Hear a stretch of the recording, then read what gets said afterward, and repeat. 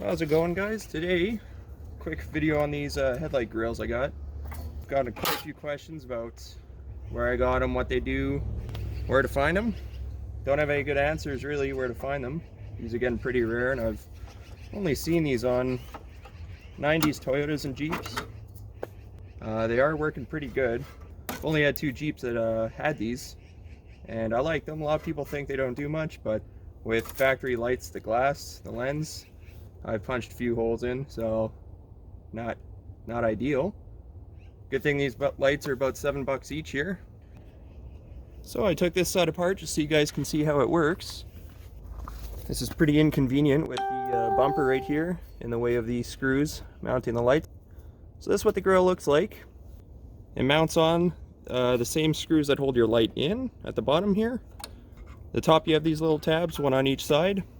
So when you screw this in, you're able to flip this down.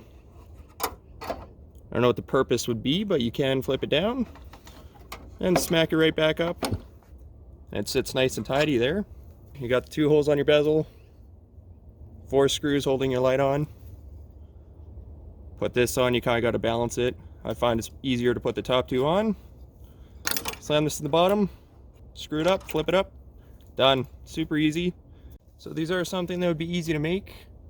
They're easy to throw on. This is real crooked, gotta fix that. The only issue is finding them. They are getting pretty hard to find. I believe they are still being built by Harbour Freight Princess Auto. And up here in Canada we have Greg, Distributor. Common places would be like a tractor trailers or semi-truck supply. I know they carry a lot of these as well. I am in Canada, so I only know the Canadian companies, but I've done some Googling, and I will post what sources I know below in the description.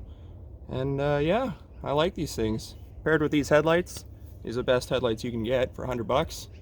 Perfect setup here for you guys.